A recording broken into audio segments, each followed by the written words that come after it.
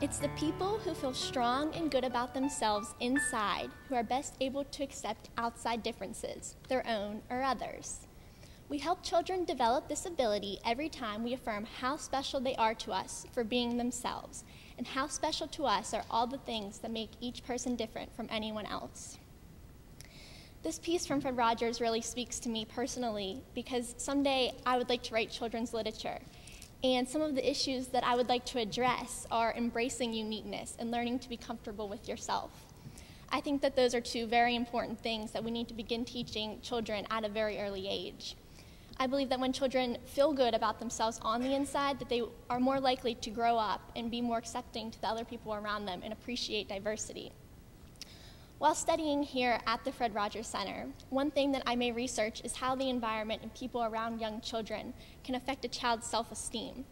I would also like to research how the media plays a role in shaping a child's self-esteem, as well as how the media can be used in a more positive way to create a positive self-image in children.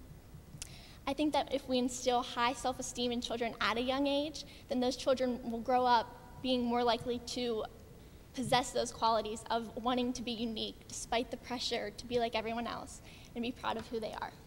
The roots of a child's ability to cope and thrive, regardless of circumstance, lie in that child's having had at least a small, safe place, an apartment, a room, a lap, in which, in the companionship of a loving person, that child could discover that he or she was lovable and capable of loving in return. This quote struck me as both incredibly profound and incredibly simple. The fact that those early childhood experiences are what shape us as adults seems so obvious, yet we don't often think of that child that lives within all of us. For many of us, the safe place that Mr. Rogers refers to was our home, wrapped in the arms of a parent. But for so many young children, that safe place in which we learn to feel special does not exist.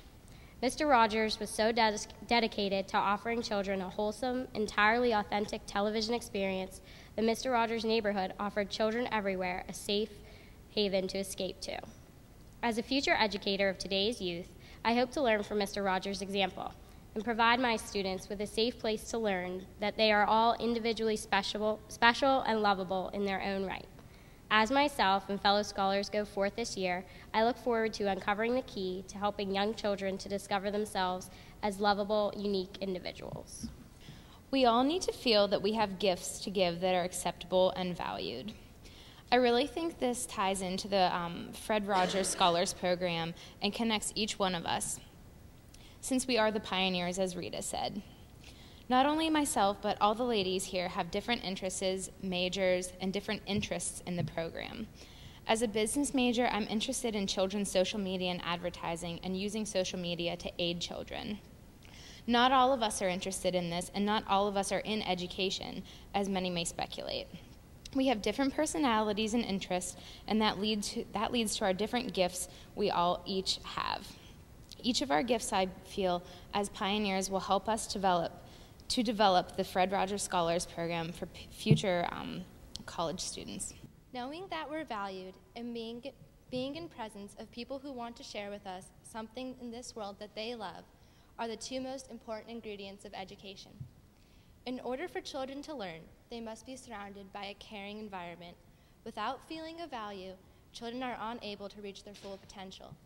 In addition, they need to be surrounded by others who are passionate about the learning experience. By being a teacher in an at-risk or disadvantaged school district, I hope to share with children their worth by supporting them in not only their education, but also in difficulties outside the classroom. In light of this, during my time here in the Fred Rogers Scholar Program, I plan to do research on factors that affect children's ability to learn at school and ways to help them deal with this. With this research, I hope that I can enter the education field and do so with confidence that one day I will be able to show children how much they are worth and help them reach their full potential while sharing with them my own passion for learning. I often wonder about the different ways people think, learn, and interact with each other. It fascinates me how each one of us is so unique and grow in such diverse ways. One of my favorite quotes by Fred Rogers reads, "Each person in the world is a unique human being, and each has unique human potential. One of the important tasks of growing up is the discovery of this uniqueness, the discovery of who I am in each of us. of who I am in relationship to all of those whom I meet. As a future parent, these wise words hold such great meaning to me. I fully believe that children should be given every opportunity to reach their full potential. That is one of the most critical parts of life. As a future professional working in children's media, however, I worry that overexposure to technology will prevent future children from being able to discover their true selves. Fred Rogers was not a fan of video games and electronics, but today we live in a world where it's hard to find anything that does not require technology. Though this may seem disheartening to someone hoping to work in children's media, I see it as a challenge and my personal responsibility to enhance the quality of what children are exposed to through technology and the media. Through my research at the Fred Rogers Center, I plan to learn more about how the presence of technology impacts child development. Fred certainly knew how to use technology in a nurturing way, and I can only hope to discover more ways to preserve his ideals for generations to come. Children are not merely vessels into which facts are poured 1 week, and then when it comes time for exams, they turn themselves upside down and let the facts run out. Children bring all of themselves, their feelings, and their experiences to their learning. The quote is important to me because as a future educator, I must remember my students are children, or young adults in my case, not robots. I must create a classroom environment in which they feel safe and comfortable to learn, and in peace and be eager to learn. I need to make sure that I am bringing the best teaching techniques to the table to ensure a satisfying education for my future students. While studying at the Fred Rogers Center, I am looking forward to researching various media methods that can be implemented in the classroom to bring about a positive learning experience. I will assess the positives and the negatives and determine if there is a correlation of success with certain types of media. I will also research if the same standards that determine appropriate media can be translated to literature as well. I am also, as a new idea from Dr. Lindy I'm going to add, actually going to research with the Kindle and literature and see what the effects are there.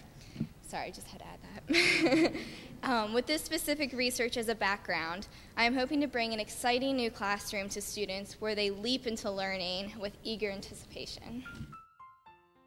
I think that anyone who says our future in this country is bleak or that things are not as good as they used to be should take a look at the 6 of you sitting there, because they'd know they were wrong. So thank you for everything you do for us.